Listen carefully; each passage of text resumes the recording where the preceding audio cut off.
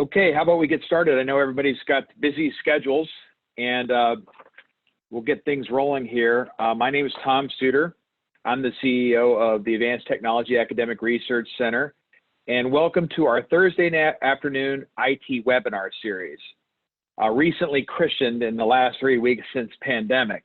You're here today we want to welcome you to the role of Zero Trust Security in the remote workforce. Very timely topic today. And what's going on around the world. I'd like to welcome all the attendees. Thanks for making us part of your day. I want to give a special thanks to Stephanie Brush and the rest of the Micro Focus team. They've been a great partner for HR for years. They really thought of this topic and kind of helped us out with it, and really appreciate them. And they hooked us up with one of our panelists with Kevin Hansen, which is fantastic. So this afternoon, we're going to hear from our speakers, pop in a poll question or two, and then answer your questions. So I'd like to briefly introduce a panelist before we go into it. To my left, we have Brian Forsyth. Brian works at the OCIO over at Department of Homeland Security in the CTO office. Welcome, Brian. We also have Kevin Hansen on my Hollywood Square panel to my right. That's the way we're going to do it, I guess. Kevin Hansen is the CTO of Micro Focus Government Solutions. Welcome, Kevin. And to my center left, I've got a good friend of ours, Jim Russo, who works at GSA on the EIS contract. Thank you for coming, Jim. And then in the center square, we have Renata Sphinx. And Renata is, I don't want to give your whole story away, but she's actually not in San Francisco. She's actually at work today, and I won't tell you where she is, but she's in the parking lot on her iPhone in her car. But that's the kind of dedication that she showed to be on this today. And then to the middle right, we have Brian Gattoni with CISA. That is a fresh logo there, the CISA's new logo. I like it a lot.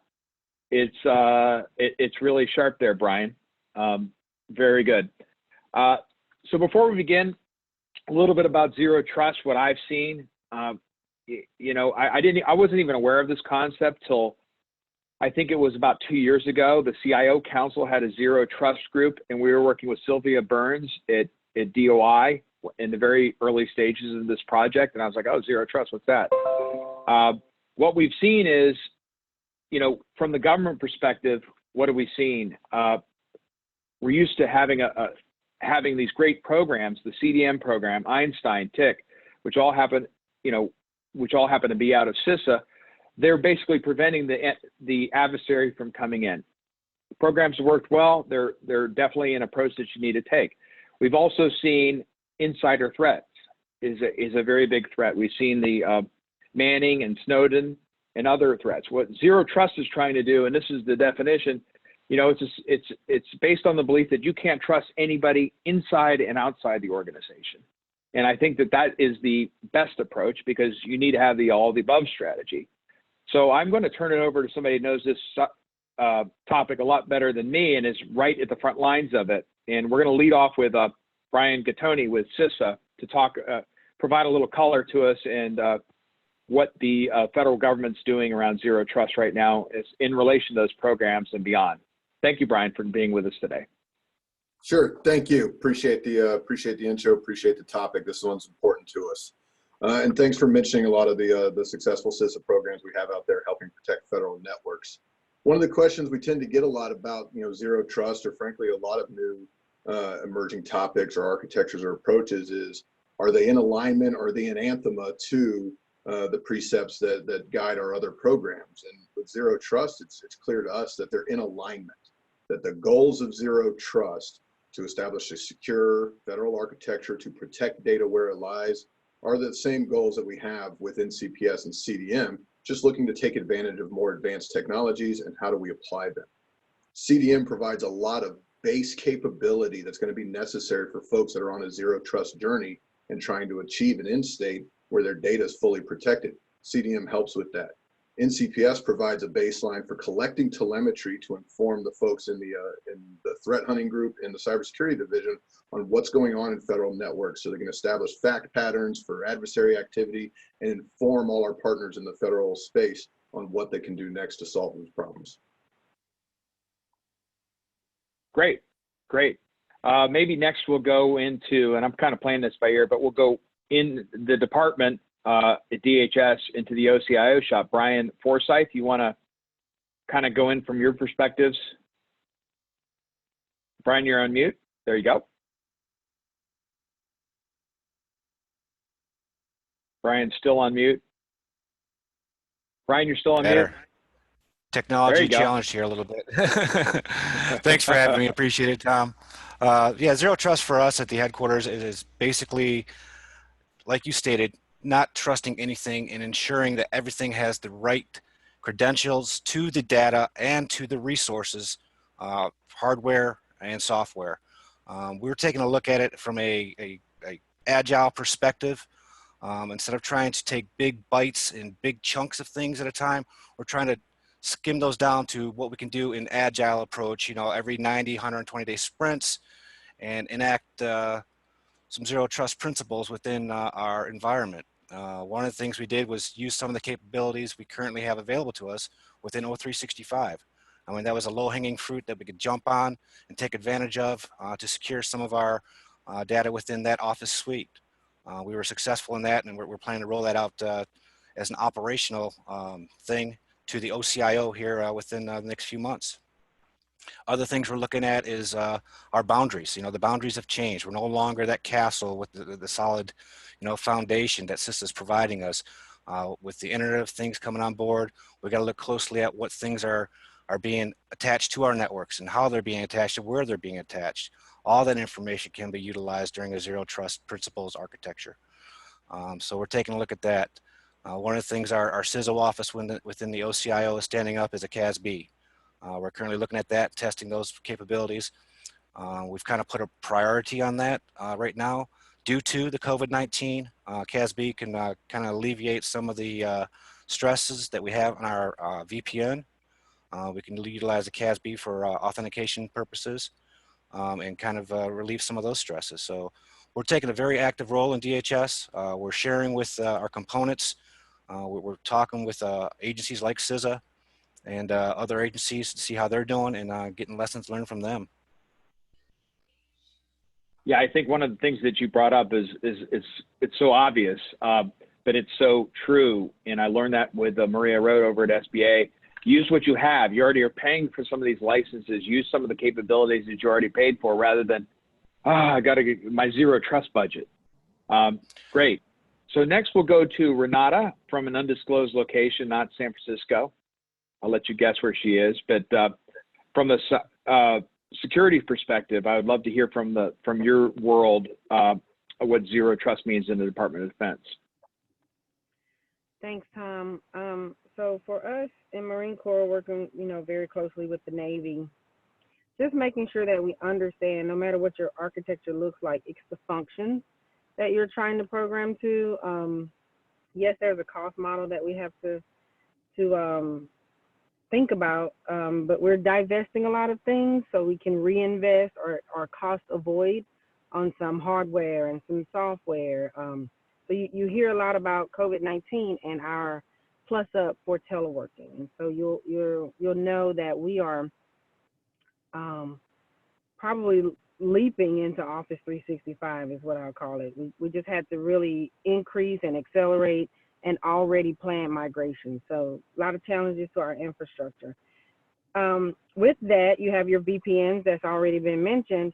And then that next ridge line is understanding access control and how we're going to manage those identities in a cloud environment. So the way we think about it is we trust, we verify, we examine and monitor behavior. We do have a governance and compliance process.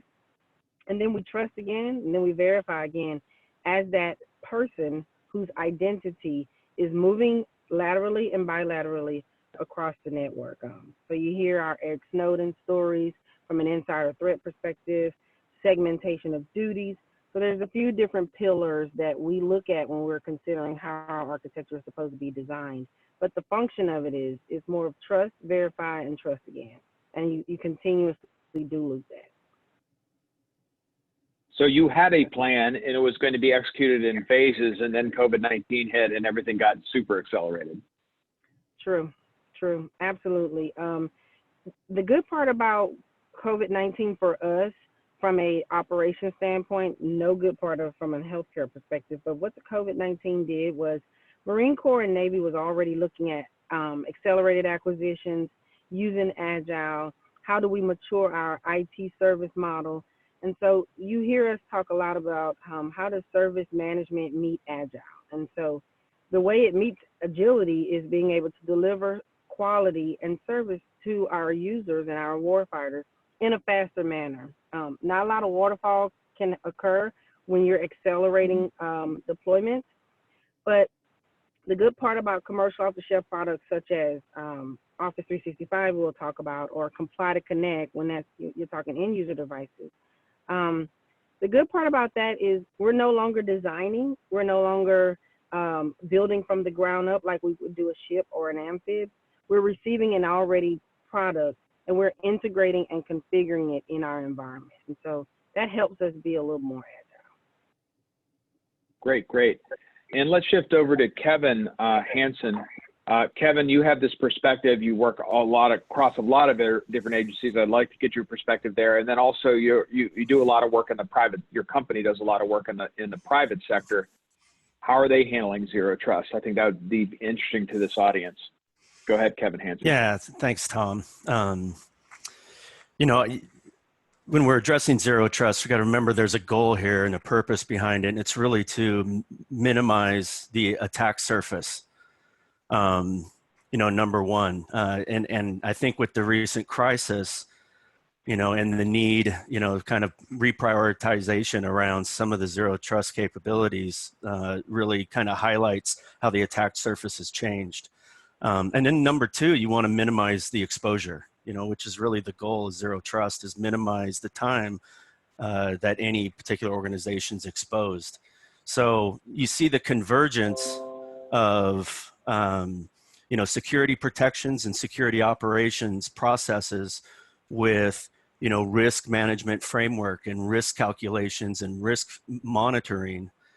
And then your governance and, you know, your auditing capabilities, your compliance processes, you know, all these things need to come together. So zero trust is a journey. It's not something, I think I heard Brian say that you're going to do all at once, you know, but it can be delivered in an agile way, you know, in a service oriented architecture, you know, delivering IT value, you know, as you go. Again, minimizing that attack surface and then minimizing that time of exposure. Great.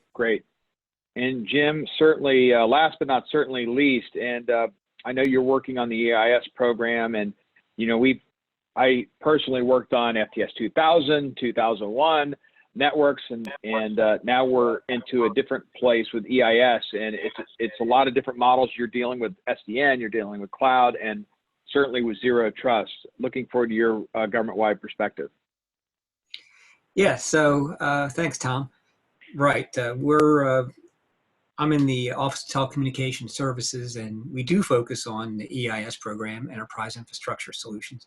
But within the IT category at GSA, we're also the acquisition channel for the other programs that were mentioned earlier by Brian and yeah, I guess Brian and Brian. The CDM, certainly, and other cloud services also coming through acquisition channels at GSA. So we've got a lot of the piece parts, but it's not as simple as agencies just picking one from column A, B, or C to satisfy their solution set. So the backdrop for this, for us, is we've got to get the agencies into a position where they could employ a zero trust architecture and zero trust model. You know, they've got to have a modernized network in terms of transport Ideally, there's also a move away from on-premise, solely on-premise, so the castle and moat type of situation, onto cloud environment. And many of the agencies have done just that. They moved to the cloud. They're in a multi-cloud environment, and they're consuming services in that way. So what it turns out is that there's a lot of variables that we have to move to or address when we're talking about employing or even setting up on our contracts for zero trust solutions. So it's not as easy as before for the TIC program. For many years, we've had the luxury of defining a particular service that has these capabilities and these key performance indicators and these SLAs, and everybody can build to that. And then it's a simple and easy buy. You buy the security package. Now, we don't have that luxury. It's a lot of time that we have to spend with our agencies, our customer agencies, in terms of helping them determine what their requirements are.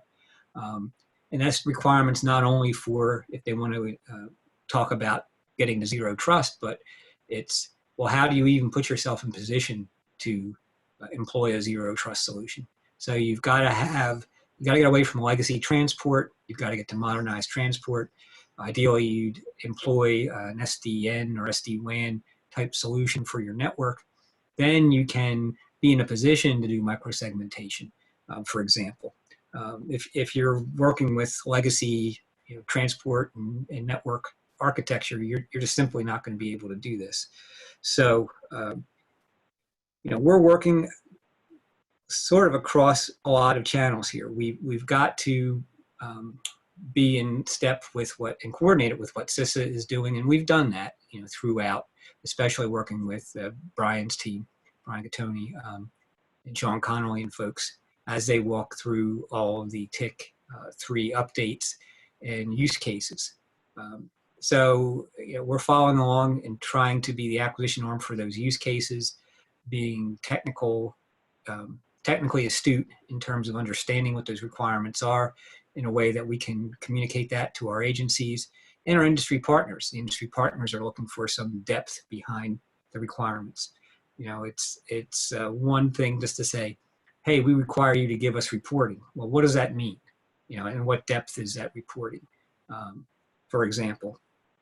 So there's that. So we're CISA, agencies, industry, and at the same time modernizing our contracts. So as we mentioned in the past, we're adding services or updating services probably more correctly so that we can provide secure transport to the cloud, SD-WAN services, and working on modernizing our TIC solutions. So we not only have the traditional TIC, which is generally our MTIP solution, but we're also in a position to offer packages that put together can satisfy the use cases, whether they be cloud or branch office, remote access, or following from that, zero trust. And zero trust will probably be a blended solution from several of those use cases.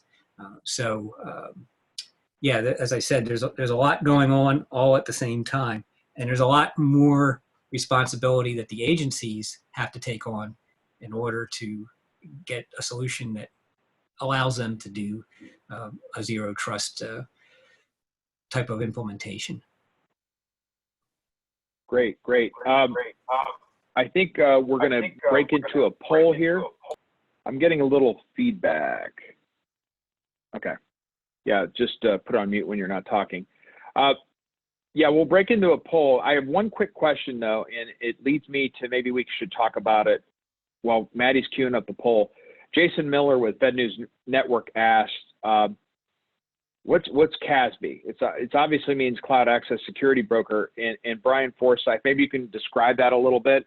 And then maybe we can add some color. It's like, okay, I want to go zero trust. What are the elements that I need to look at, and what kind of product set that I might need? But Brian, maybe we can get a little more color. You brought it up about CASB and what that actually means and what that looks like. Yeah, so our CISO office is currently deploying a CASB product as Zscaler. We plan on utilizing that for a lot of our security brokerage internally, and also to get to access to some of our applications internally. So it will help us relieve that old, I guess, historical VPN type of setup where, you know, you're required to VPN. Gotcha. The CASB allows us to mitigate from a device into our internal network, and it allows us to gain access that way. There you go. Anybody want to add anything to how they're using CASBs in their organization?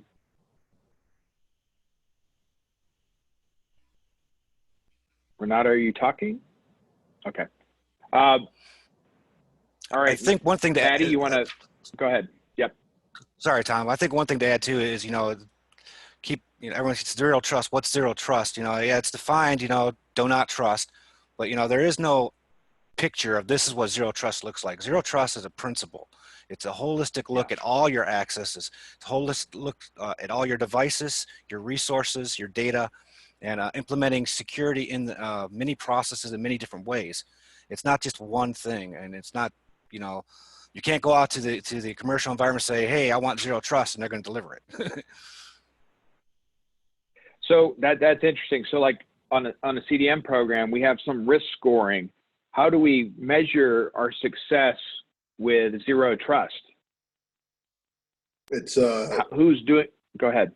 So for us, this is one of those really interesting opportunities to recognize. You know, CIS is part of the Department of Homeland Security, so Brian's team is putting a solution in place that's going to help protect us, and we're also the advisors to the federal government for risk and risk scoring that provides these solutions. So it's a really nice dovetail for our role in the TIC pilots to help assess the results of new architectures going in place, to get the telemetry back to our analysts, and really tighten up some of the coordination between the two DHS offices that are trying to learn a lot of the answers that I think, you know, we'll have more fidelity to as we move along. So how do we adjust risk scoring?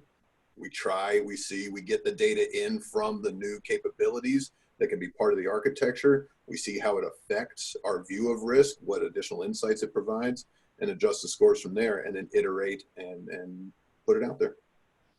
Yeah, ideally, as the TIC 3.0 accelerates and modernizes, you know, we're going to see, you know, reduced transport costs. We're going to see reduced latency and improve the user experience. And I think that's one of the goals of zero trust, is try to implement a zero trust architecture without the user experiencing that latency.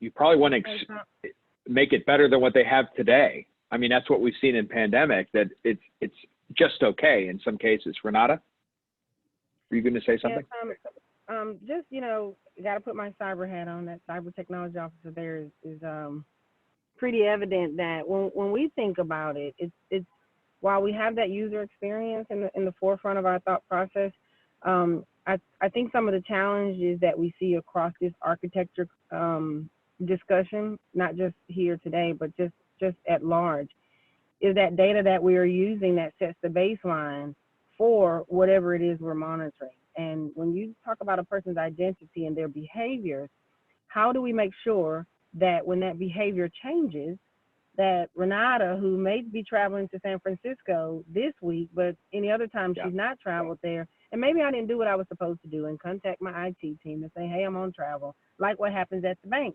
If you don't let them know you're on travel and you swipe your debit card, nowadays, they turn your card off. So it's kind of sort of that's the challenge there. Is sometimes in my space, we don't have that baseline behavior to manage those identities properly. So we kind of revert, or we have to go in the reverse when you're trying to understand the zero trust architecture, understanding risk modeling, but what if my aperture changes or my behavior changes, and then I get kicked out, or I'm not allowed to access because of the data that we're using as our baseline for compliance. Is that something you think? Go ahead, Kevin.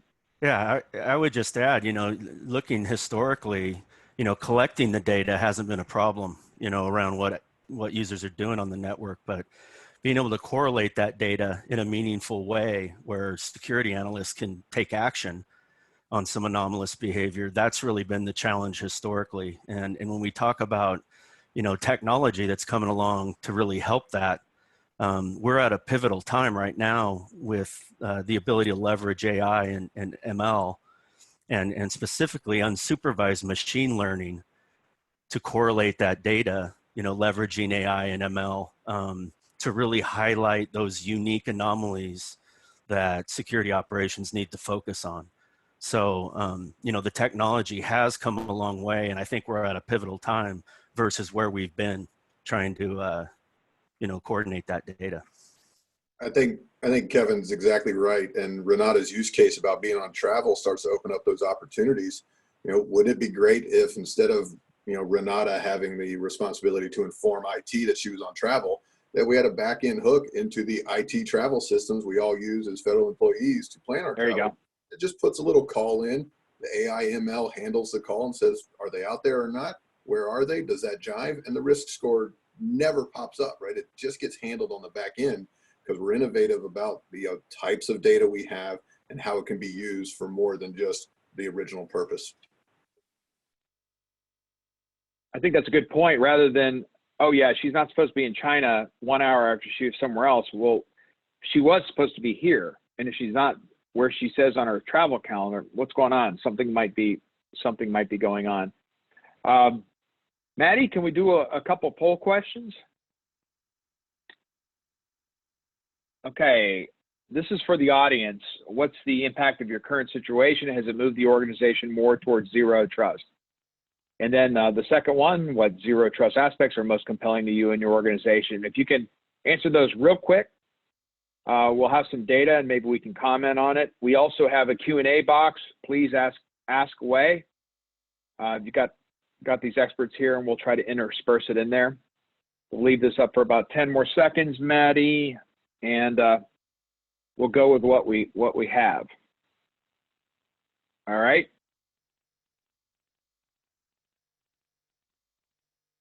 All right, Maddie. Okay.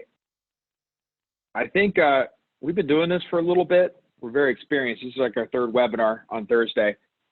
This is actually probably something that's moved the most that I've seen just because of this current situation. So this is a very timely webinar. Usually it's like, it's not that pronounced, but 47% are starting to move towards zero trust just in the last 6 weeks. That seems pretty compelling. Continuous authentication, authorization. Any comment from our panel? Like, does this surprise us? Does this not surprise us? No surprises here. As I said in the opening bit, a lot of the capabilities folks have on hand right now are foundational and moving towards zero trust. So it's easy to turn around and acknowledge that, take a little bit of credit for it because doing the right things will lead you to the right places, but then be sure to make those few arc degree changes in your approach so that from just a regular secure future that you may have originally invested in, you're going to a zero trust based secure future. You're already on your way. It just takes a couple of design decisions, a couple of innovative adaptations of new technology along the way, and you're there. Mm-hmm. But people should take credit for the work they're doing already in helping them get there. I think it helps serve the conversation better to acknowledge that it is a cohesion of activities and not a this or that or a bad choice or a good choice, right? It doesn't set the conversation up right. in a way. Right. Yeah, I think that the sort of drastic move for a lot of agencies to suddenly be in a full telework environment just really heightened the whole thought of how we're going to authenticate users and authorize them for access to different either apps or data stores. Even more than it was. I think everybody had some sort of a telework aspect to their operations, but when suddenly now everybody's out there, you realize where your gaps are, and I think this was just the whole access question and solution set really gave people pause and said, oh, okay, now how do we put ourselves in a position to modernize this aspect of our operations? I think that it was just a big wake-up call with the sudden shift in percentage of users on remote access. Yeah. Hey, Tom, let me add some numbers there from a DHS perspective. So for DHS, we had a 255% increase in workplace as a service. We had a 483 increase in our VPN, and we had a 900% increase in the use of Teams when COVID-19 came on board. Everybody started using the telework environment. So access to the applications. I think Jason Miller in this press. Can you repeat those figures one more time so they can get those? I think we got some people want to report on those. Those are good. Yeah. So it was a 255% increase in workspace as a service, 483% increase in virtual private network, and a 900% increase in the use of Teams, collaborative software. Yeah, I think the use of that has really been a profound change. I mean, it's changed ATARC for good. I mean, we used to meet in person once a week. Now we have a quick Zoom in the morning. I don't know how many Zoom calls I'm on a day now, and Teams and whatever. It's definitely changed. Anybody else want to add anything? I mean, maybe Jim, you guys were probably the most, as far as any agencies, maybe you were doing the most telecommuting. So I don't know how much of it affected GSA. Yeah, I don't know the percentage numbers as easy as Brian did there because I'm not in operations.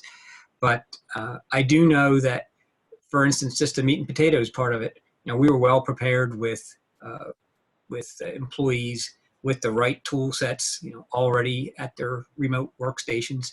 So, generally they had a GSA furnished equipment, a laptop to, at least, we were consistent in policy. We weren't worried about large percentage increases in, people's personal laptops, personal devices, and having to outfit them properly. Right. I'm sure we had to upgrade our bandwidth, especially our VPN, sort of struggled under the load. But you're right. Since we've been sort of practicing this move for 7 to 8 years, I think we were ahead of most. But we still suffered some growing pains, mainly in the just the volume of traffic just went up substantially, especially with the video calls. Right. We've got a couple of inputs from Don McLean, I think, that are pretty good. Forrester has a series of courses on zero trust. He also recommended the book, and we'll put this in the outbriefs, Zero Trust Networks by Evan Gilman and Doug Barth. A couple recommendations. We also have another question.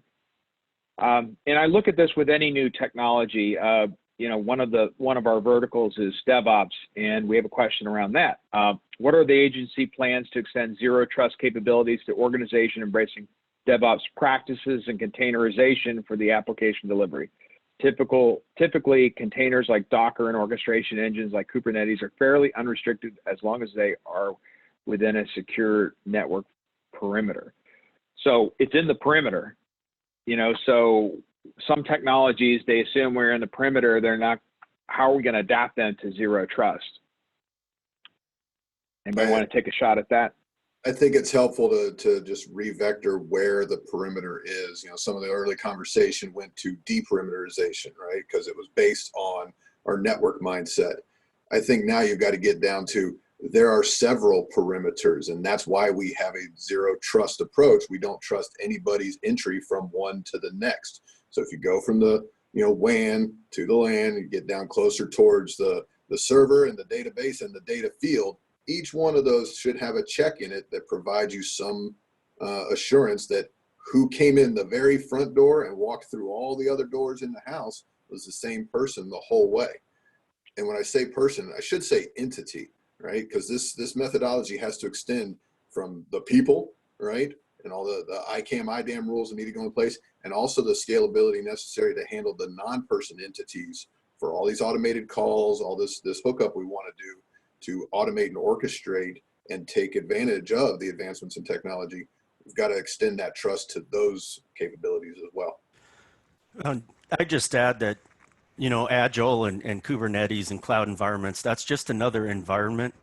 So from a zero trust perspective, there are a number of things infrastructure-wise, to Brian's point, that we're looking at. We're looking at identities. What's the assurance that person is who they are?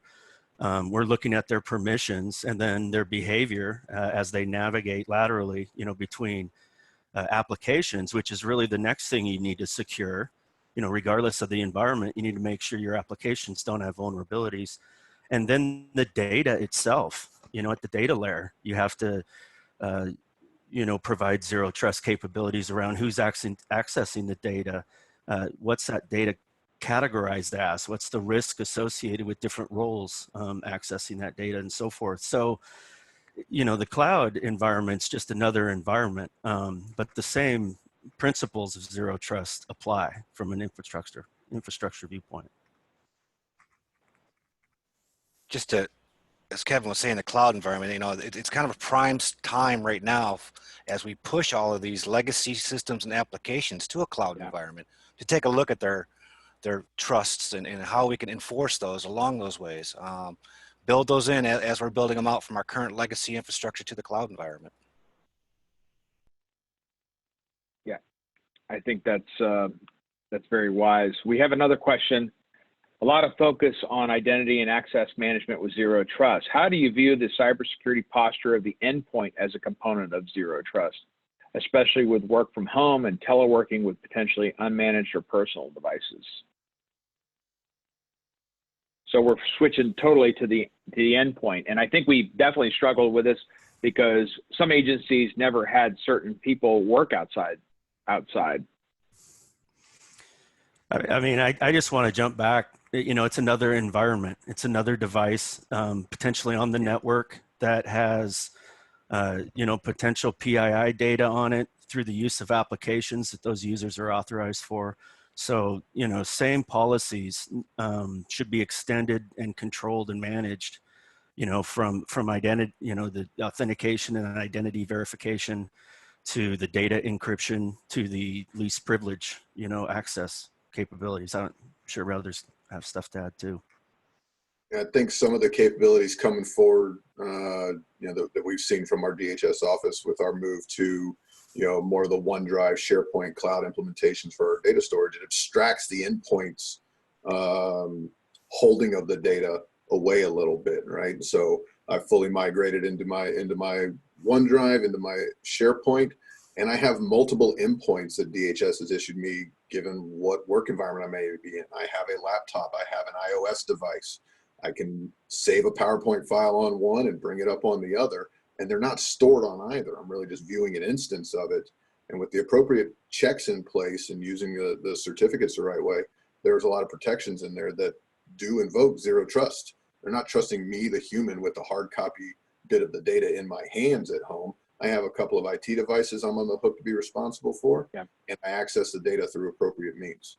And one of the things you can't forget is the people end of it, right? People are the ones holding on to these endpoints, right? There's special trust and confidence placed in us as federal employees. There's special trust and confidence placed in employees of private entities that if we're giving you this to do your job, to provide your value back to the organization, that comes with responsibilities that you have to be held responsible and accountable to.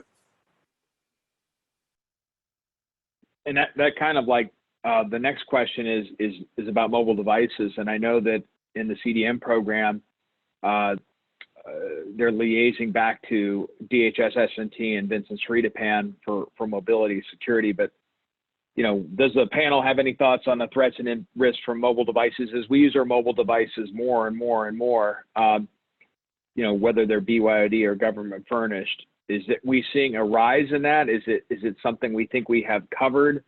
Where do you think we are? Mobility is just another domain where you have to worry about zero trust. Anybody want to throw in on that? I know I've seen some recent reports, certainly from FBI, about phishing scams going up in light of remote telework. Ransomware is another issue with, particularly with BYOD devices connecting, bring your own devices connecting to, network resources. So there are, specific, vulnerabilities and issues that can be addressed by, again, endpoint management, security profiling of endpoint devices and so forth. This is a little self-serving, but Vincent, go ahead. Go ahead. Yeah, I'll sorry to jump in there, but I was just thinking about in terms of the mobile devices. A lot of the mobility today is, I'm going to look at the acquisition standpoint here, our focus here, that a lot of those devices are bought separately, defined separately, requirements come up separately from the enterprise network. In our opinion, those should be certainly coordinated with and complement the security that's inherent on the network. I'll say, for lack of a better term, the wired network versus the wireless network. Wireless meaning mobility, LTE. So if you have an MDM installed on your mobile device, is that MDM tied into your enterprise security? Is that reporting jive with what you do for, let's say, your laptops or whatever other devices are used? So that's a concern. I think some agencies are doing that better than others, but it certainly bodes for at least closer coordination, and perhaps maybe this is a turning point for that too, where mobility has typically been purchased in a separate channel altogether from an enterprise network. And I think this is going to bring some attention to that and maybe make it more appealing to include the mobility requirements as part of the enterprise network requirements going forward. And we'll throw out a link. We actually have I'm getting a little feedback. We have a working group inside the mobility working group that is run by Vincent Sridapan, that is also working with the CDM program on security. So Zero Trust is definitely a big part of that. So we'll send out a link. So if you want to get involved with that you can. Another question, this is a real good one that we haven't talked about yet. How do we manage Zero Trust with external non-federal users performing tasks on federal platforms? What best practices? So just to contextualize this, we have FEMA, they're working with fire departments, they're working with police departments. We have USDA that's working with USDA on forest fires. This is a common, we've addressed this in federal government for a while, and how best should we approach this with Zero Trust?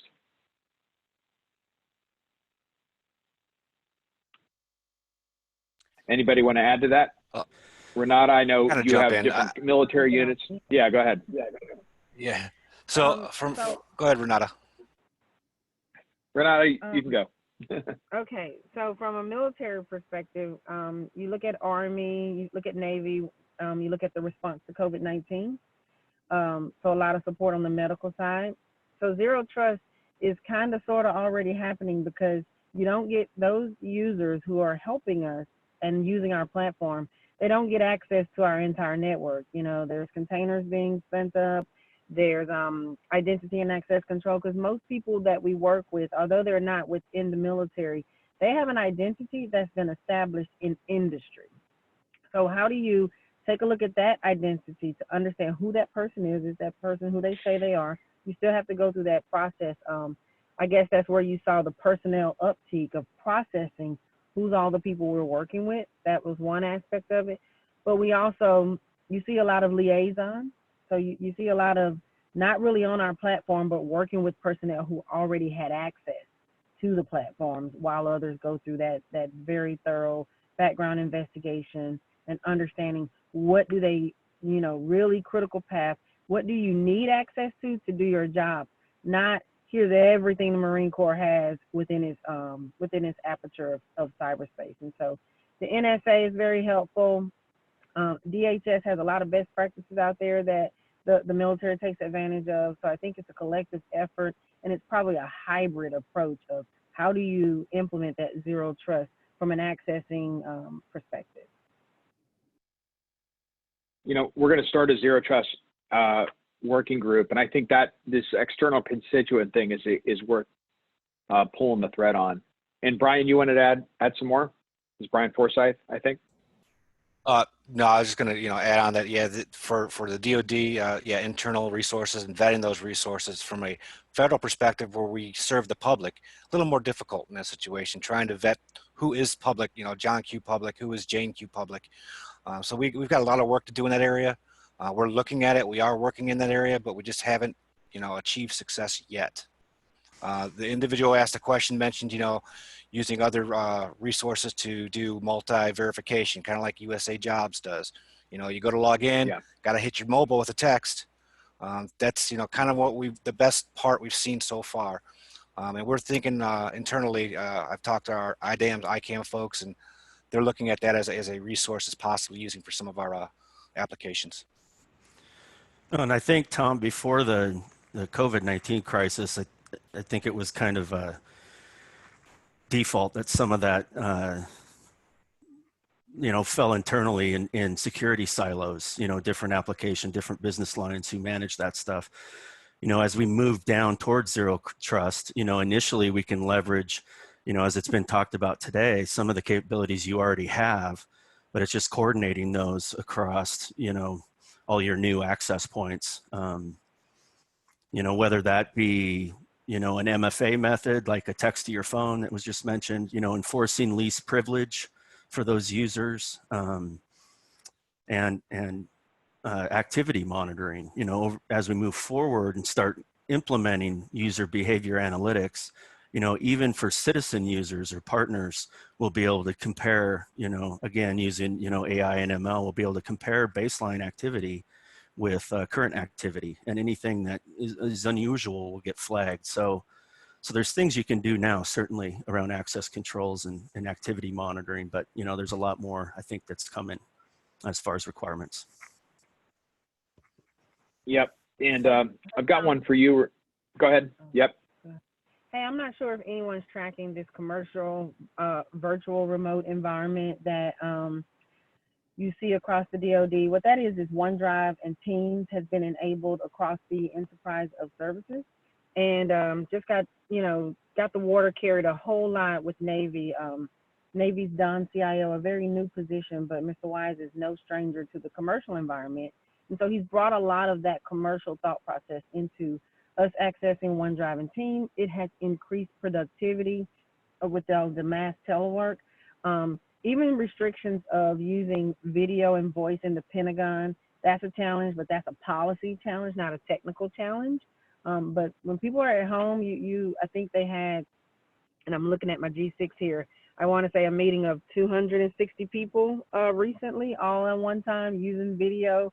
So bandwidth held up, voice and video was pretty great experience. And so that's probably a model that's going to hang around post-COVID-19, if there's such a thing. I don't think there's ever going to be post-COVID-19, but just something to think about, those commercial virtual remote environments. I think we're going to learn more about environments and segmentation of environments versus entire access to enterprises. And Renata, I got a DoD question here. Is CMMC the first step of moving towards zero trust implementation, or does that have anything to do with that? So I get that question a lot. I think so. I don't know if it was initially thought of that let's do this CMMC thing to get towards zero trust. I think it's just occurring just by default. I will say, just listening to all my counterparts here, I think zero trust is that architecture or that concept. If I take Brian's position on that concept that's always existed, we're just now putting more attention on adding to the concept, if that makes sense. Right. Right. I got another question, and it's really more for, like, I think the citizen services piece of government, maybe not for internal constituents, but some federal agencies are using independent non-federal trust frameworks to perform that authentication. Just think of a veteran that is logging in, or a caregiver. This is a common problem of all financial management systems in all agencies. So they're using independent non-federal trust frameworks. How do you, I guess you have to rely on this commercial product. Is there anything we should think about around that, so we're not getting, I mean, I guess we're some parts of the federal government kind of act like a big bank or something, I would say, as far as this. I would think there are some requirements. Yeah. Yeah, I would think there are some requirements around those things. You know, there's, you know, certainly standards developed at NIST that, you know, tend to drive that, you know, approval of external resources for that. Right. Yeah. So, you know, I think, you know, the work that with the TIC, you know, and other standards groups who are helping, you know, provide guidance around those particular use cases, you know, there are underlying requirements that are usually, you know, especially when it comes to validating identities that you have to follow to support that. Right, right, right. Yeah, we're getting closer to the end and the beginning. Maybe we can come up with some tangible things for people that are planning for this. But maybe we'll start with planning. I'm an agency. I'm, you know, Brian Forsyth. You know, like when you were DHS and you were just getting started. What is the part of the planning stage? What are the things that agencies should do? Maybe that aren't as far down the maturity model, or maybe they are. What are some of the things that you can use from your experience? And I'll start off with you, Brian Forsyth, since you've done this. You've been working on this for a while. Well, Tom and Audie, I think you hit it at the beginning. You know, take advantage of the capabilities you already have in place. Utilize some of the licensing you already have available to you through either Office or even other venues and other capabilities you already have. Look internally and see where those low-hanging fruit are. See what you can address in a short period of time. And of course, you know, Zero Trust is not a quick burst run and get it. You're going to have to do some long strategic planning too. There's going to be some large shifts that have to take place, especially when you start talking about microsegmentation and interoperability with microsegmentation.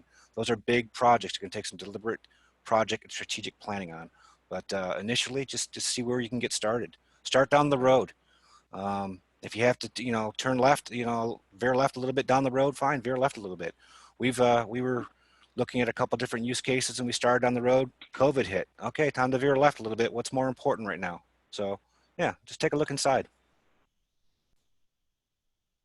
And so, okay, so you do that, and we've seen some good success with what SBA's done, and a lot of what they've done, they just kind of used what they had and they already paid for anyway. What are the elements? What are the different kinds of infrastructure things for Zero Trust I might need? What are the kinds of things to help me succeed in that area? And you know, some of the things that I might have to think about budgeting. You know, what expertise I might need. Anybody want to add a little bit on that? Hey Tom, I struggle a lot with jumping right into operations, so I'm going to take a different approach on my answer here. While we have budget constraints within the Department of Defense all the time, at least as far as my experience goes, if we don't shift our resources internally to Active Directory and identity and access management, it's a very laborious approach. It's a very disciplined approach, but it is one of the most critical pieces. So having your Active Directory cleanup is something that's glossed over. You know, I know people are failing audits, right? So if we start there, I think the rest of it is kind of, it's for naught if your identity and access management is not at least 95% accurate, at least. So I just want to say that nugget of identity and access management, if we could shift our resources there, internal resources, because again, I'm coming from a budget constraint. I have no more money for contractors. Who I have is who I got. So I take a look at my asset management team, my security engineers. How can we all across organizations ensure that our identity and access management and our Active Directory people records are as accurate as possible? And I don't think we spend a lot of time on that because we jump right into having, at the same time, is the network up? And is it working? So we jump into, is it working? And then I get the value of that. But if we don't get identity right from the beginning, Active Directory it'll stay a long ways away. I'm sorry. Zero Trust architecture will stay a long ways away. That's going to help you beyond zero trust. But yes, that's great. Go ahead. Well, and to add on to what Brian and Renata said, everyone's got an identity and access management systems internally. Everyone's got applications and everyone's got data. It tends to be different teams that are responsible for those things. So as far as starting down this road or accelerating adoption around zero trust, certainly I agree with Renata around identity and access management and how important that is from an infrastructure standpoint, to take advantage of those capabilities that you already have, certainly, before you rush ahead. Application security the same way. Certainly there's application security programs within enterprise DevOps. There's a big focus right now on shifting your code scanning to the left to start statically scanning code when it's in development, to lower the expense of vulnerabilities that are later identified. And that's an important area, to continue down this path to zero trust. And then the last one, of course, is data, the data itself. Most agencies have new data officers who are looking, at new ways to leverage that data. And security is going to be instrumental to them being able to leverage that data in new ways. So coming up with zero trust capabilities around securing that data for leverage in new ways. Those three areas, again, generally different folks working on those things, but all of them, can head down that path towards zero trust. Yeah, and Tom, I think what you said, go ahead, Jim. Yeah, by the way, I did get a comment that you have the most interesting background. There's a lot of stuff going on there, so you've got the interesting background there. Some wise cracker put that on the. Well, the real value of that by the way, it distracts people from what I'm saying, so maybe that's not a good thing.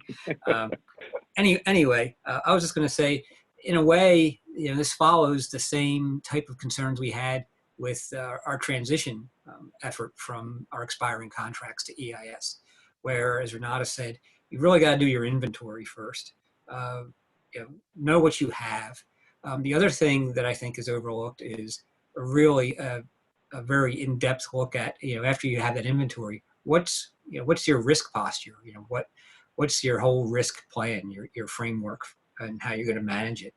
Once you know that, I think you can launch into, okay, now I know what I have that's legacy. I know what I have that's in the cloud. I can use some of the tools. You can implement some of this, with probably in the Office suite and with the G Suite, for instance, in terms of identity management and access control. But from a very simplistic standpoint, of course. But if you don't have a risk assessment done and you don't have a risk plan in place, it's almost impossible to figure out how you're going to do microsegmentation, for instance. And if you don't have a modernized network, then technically, how do you do microsegmentation? So it's going to identify what gaps you have with your current inventory and what steps you need to take on your way to getting solutions. So it's really requirements definition. And it's going to be painful for some agencies to really think through that, because it's not as simple as them saying, can I buy MTIPs? And we say, yes, it's on aisle 5. Those days are gone. So, it's a little more difficult on both ends, customer side, industry side, and us as, the providers of solutions as GSA. Great. We're getting closer to the end here. Can we go through each of the panelists, and maybe starting with Brian Forsyth, just a couple last second thoughts to wrap this webinar up. Go ahead, Brian Forsyth. We'll start with you. Yeah, absolutely. Thanks. Great information from all the panelists. I enjoyed just even being attending this. So thank you very much. And yeah, it's like I said during the discussion, zero trust is not a single picture. It's a multitude of things, but you got to be inclusive of all those things to ensure that you're actually practicing zero trust principles and applying those to your infrastructure and into your environment. So thank you again, and appreciate it. Yeah, thank you, Brian. Kevin Hansen.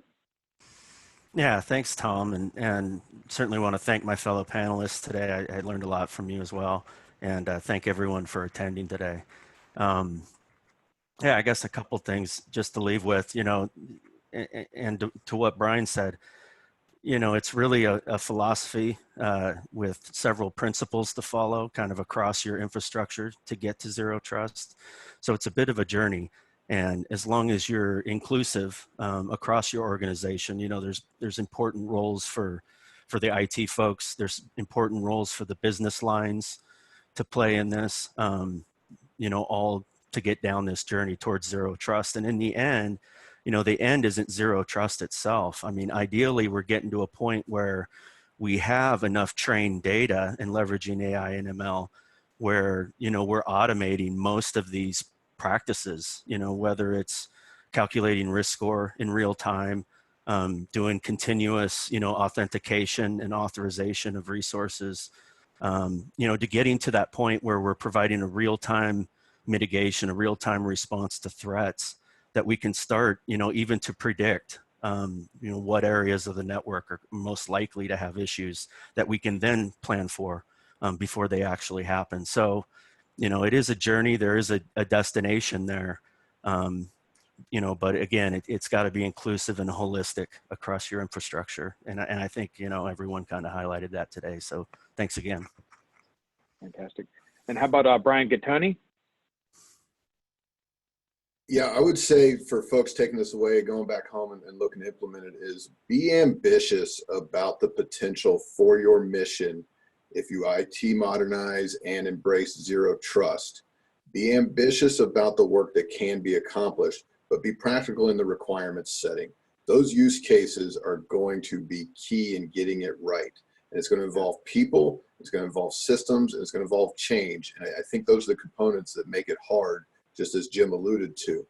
And then also be cognizant of the fact that you can change the folks who are working to implement the zero trust and embrace that automation from security engineers who 10 years ago, a good day was finding something to correlate, actively correlating it and stopping a threat, and then start to change them to embrace all the new data and technology is going to come their ways and turn them into automation engineers that happen to automate security functions and help maintain a zero trust environment so that the mission can continue to thrive.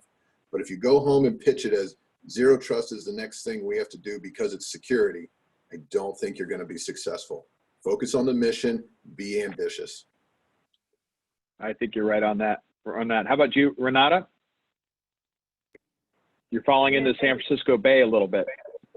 Oh, sorry, I was writing. So just want to talk about, you know, besides what everyone has kind of hit on, I just want to talk about enablers. Like think of everything it's going to take to enable the zero trust architecture, no matter what it looks like.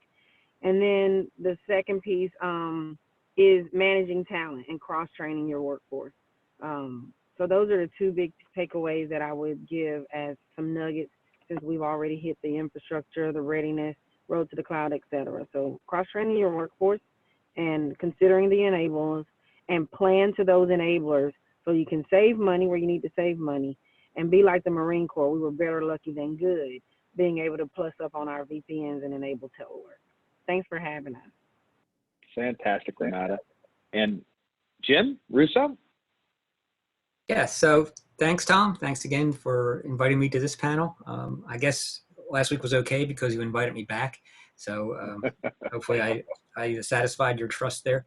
My takeaway from this is, you know, especially from hearing all the good things from the other panelists, is really advice to, you know, agencies that are and small departments that are looking at this is leverage. You know, use your leverage. Leverage. You know, and a couple of the panelists have said leverage what you've got. Leverage what other agencies are doing too. You know, this isn't something where it really benefits anyone from just saying, "Oh, I'm going to be smarter than the average bear, and I'm going to plot my own course." I really think in this case, it really does pay to leverage what the other agencies are finding, you know, benefit from their lessons learned. The whole TIC pilot, you know, infrastructure there, I think will be a big help in this area as well.